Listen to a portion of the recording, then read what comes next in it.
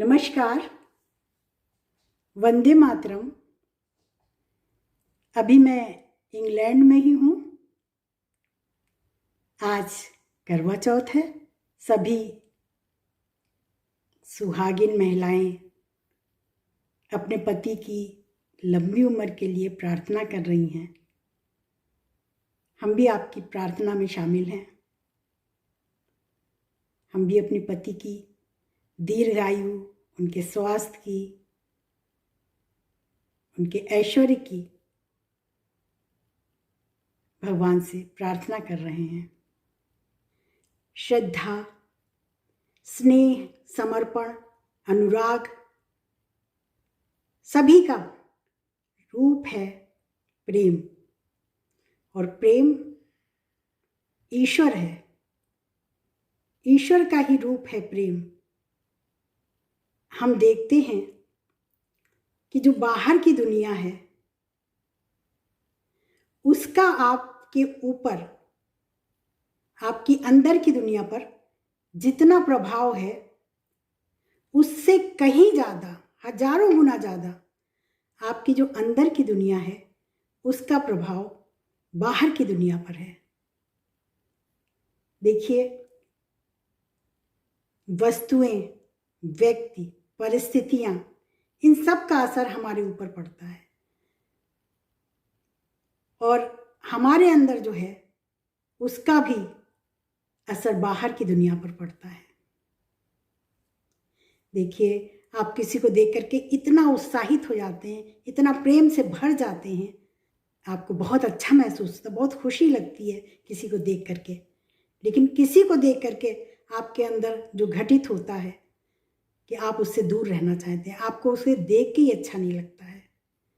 ऐसा ही आपके अंदर भी है कि आपको देख के कुछ लोग इतना प्रेम महसूस करते हैं, कुछ लोग इतनी घृणा महसूस करते हैं। लेकिन जब आप प्रेम से परिपूर्ण होते हैं, आपके अंदर प्रेम घटित हो जाता है, तो वो एक ईश्वर का रूप आपके अंदर आ जाता है। आपको हर चीज़ अच्छी लगने लगेगी, हर चीज़ प्रेममय लगने लगेगी, हर चीज़ में आपको सुंदरता दिखने लगेगी।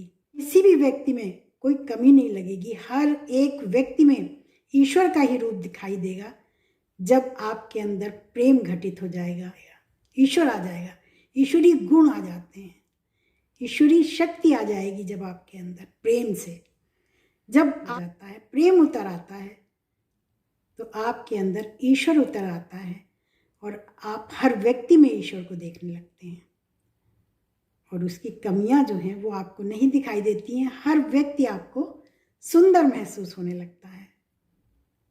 उसके दिव्य गुणों को ही आप देख पाते हैं, उसकी बुराइयों को आप नहीं देख पाते हैं। ये प्रेम में एक शक्ति है। प्रेम के आगे ये धरा और ये आकाश, ये दृश्य अदृश्य सब मूक हैं और स्थिर हैं। आज हम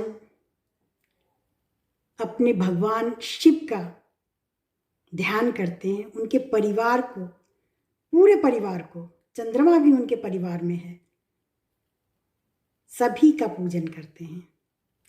भगवान शिव का एक रूप अर्धनारीश्वर भी है।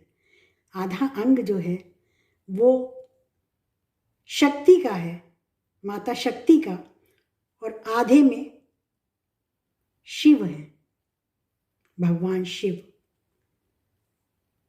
इन दोनों रूप को मिला करके हम अर्धनारीश्वर का रूप कहते हैं कि जो हमारा मस्तिष्क है वो बायां भाग जो है वो स्त्री में जो भी गुण होते हैं वो सारे गुण हमारे बाएं मस्तिष्क में होते हैं, और दाहिने मस्तिष्क में, जो दायां मस्तिष्क है, उसमें पुरुष में जो गुण होते हैं वो सारे दाएं मस्तिष्क में होते हैं, और बाएं भाग में ही हमारा हृदय भी है। हम इस तरह से देखते हैं कि एक स्त्री के और एक पुरुष के दोनों के समन्वय से इस सृष्टि का निर्माण हुआ है। एक के बिना दूसरा अधूरा है। पुरुष के बिना स्त्री भी अधूरी है और स्त्री के बिना पुरुष भी अधूरा है।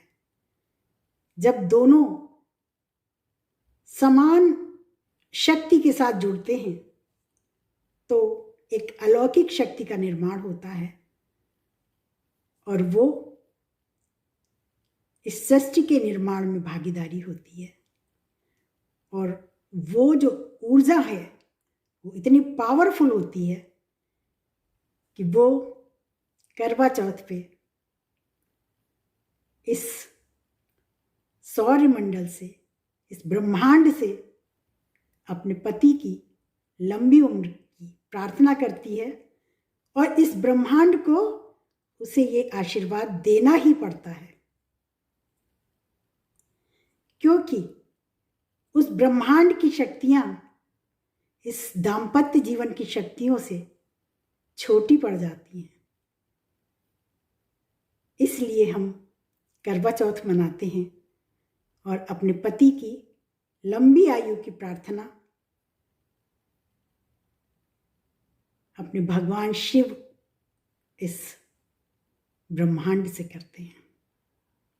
बहुत छोटे में समझ लीजिए कि इस तारामंडल में, इस ब्रह्मांड में जो एक ऊर्जा है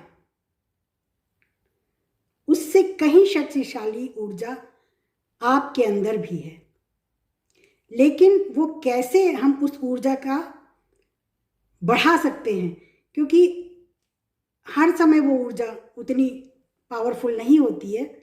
जैसे आप किसी स्कूल में एडमिशन ले लें तो एडमिशन के कुछ नियम होते हैं, आपको ड्रेस में आना है, टाई लगा के आना है, ये किताबें लानी है, ऐसे करना है।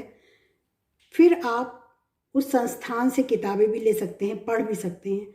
इसी तरह हमारे अंदर जो ऊर्जा बढ़ती है, जो एक दिव्य ऊर्जा उत्पन्न होती है, उसके भी कुछ नियम हैं।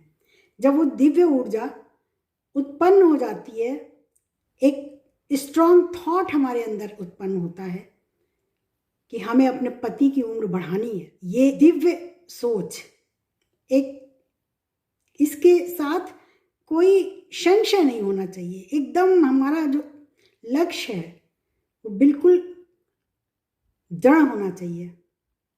उस समय अगर आप ऑब्जर्व करते हैं इस ब्रह्मांड को, तो ब्रह्मांड की शक्ति जो है वो आपकी शक्ति के साथ जुड़ जाती है। उस समय ये दूरी और ये समय दोनों नगण्य हो जाते हैं और ये शक्तियाँ एकाराप हो जाती हैं और वो घटित हो जाता है जो आप मन से चाहते हैं। इस तरह से हम देखते हैं कि हमारे पति की आयु बढ़ जाती है, क्योंकि हम हृदय से भी पूरी तरह समर्पण के साथ ये प्रार्थना करते हैं। तो मैं एक बार फिर आपसे कहूँगी, क्वांटम फिजिक्स आप ज़रूर पढ़िए, उसमें आपको इसका उत्तर मिलेगा कि किस तरह से पति की आयु बढ़ जाती है। और ये फिजिक्स में आ गया है, नया विज्ञान है, आप इसे ज़रूर पढ़ें। हमारे कमेंट बॉक्स में लिख के बताएं कि आपको इससे क्या समझ में आता है। धन्यवाद।